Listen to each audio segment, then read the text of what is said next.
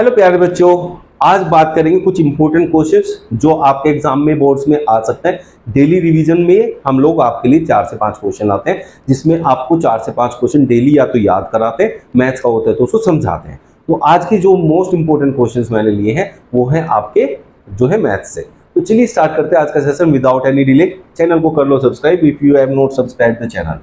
यहाँ देखो, उसने कहा if alpha and beta are the roots of quadratic equation. एक आपको क्वाड्रेटिक इक्वेशन दी है और इसमें आपको कहा है कि भाई alpha and beta are the zeros. Alpha beta are the zeros. Zeros क्या होते हैं? जो आपको क्वाड्रेटिक पॉलिनोमियल दिया है उसके फैक्टर्स होते हैं। बिल्कुल सिंपल सी बात है। तो स्प्लिटिंग मीडियम का यूज करके हम इसके फैक्टर्स करेंगे। सबसे आसान तरीका होता है इसको करने का। वैसे तो sum of the zeros and product of the zeros जो कोफिशिएंट्स वाले होते हैं उससे भी कर सकते हैं, बट जो आसान तरीका है वो ये है। तो हम क्या करेंगे, इसको करेंगे स्प्लिटिंग मिडिल टर्म से फैक्टराइज। तो it will be x square. देखो 10 के फैक्टर कर दूं, 10 के फैक्टर होते हैं 5 टू 10 और 5 और 2 का सम होता है 7। तो इसलिए -5 और -2 इक्वल्स टू -7, उसी को यूज करूंगा। -5x - 2x + 10 equals to 0। Splitting middle term से ऐसे में इसको -7 को स्प्लिट कर दिया। ठीक है बच्चों, अब यहां से दोनों में से x कॉमन आ गया, x - 5 बचेगा। यहां दोनों में से -2 कॉमन आएगा तो x - 5 बचेगा इक्वल्स टू 0। अब बहुत से बच्चों को ये कंफ्यूजन होता है कि सर यहाँ -2 कॉमन क्यों लिया? क्योंकि जो इसका पहला टर्म है x, यहाँ भी पहला टर्म जो आएगा वो x ही आना चाहिए प्लस का, क्योंकि ये प्लस का है और ये था माइनस का 2x।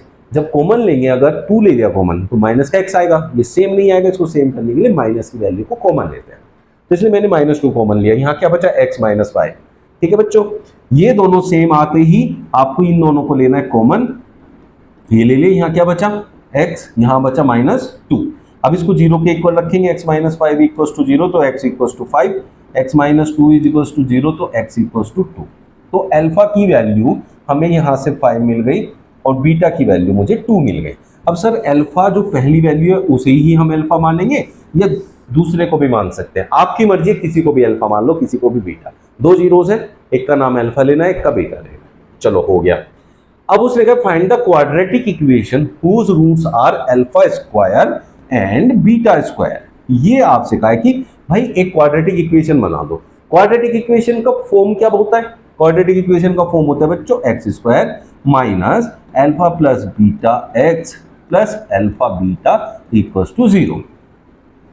यहां जो अल्फा एंड बीटा होते हैं वो जीरोस होते हैं।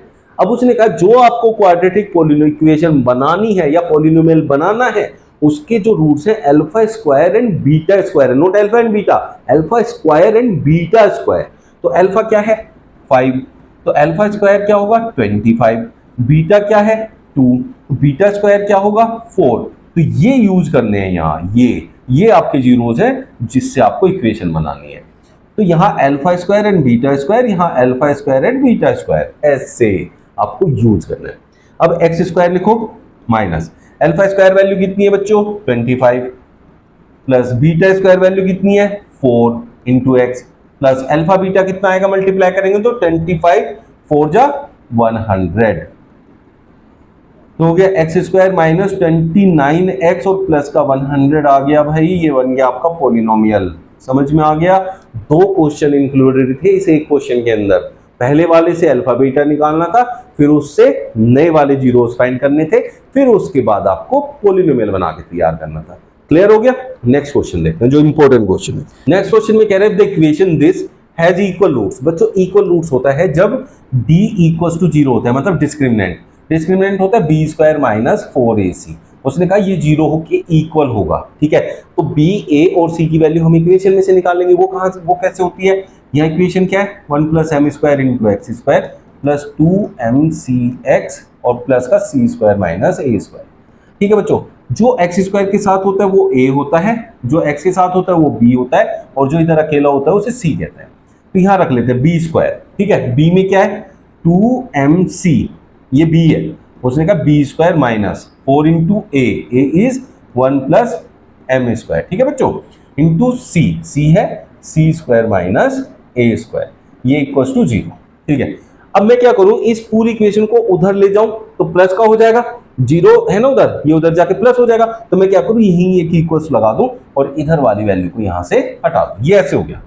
अब ये क्या बन जाएगा, 4m² c² इक्वल टू 4, इसकी इधर मल्टीप्लाई करो, c² प्लस c²m², ऐसे कर लेंगे, -a² -a²m²। बच्चों ये बिल्कुल वो तरीका यूज कर रहा हूं जो हर बच्चा जिससे सोल्व कर सकता है, ठीक है।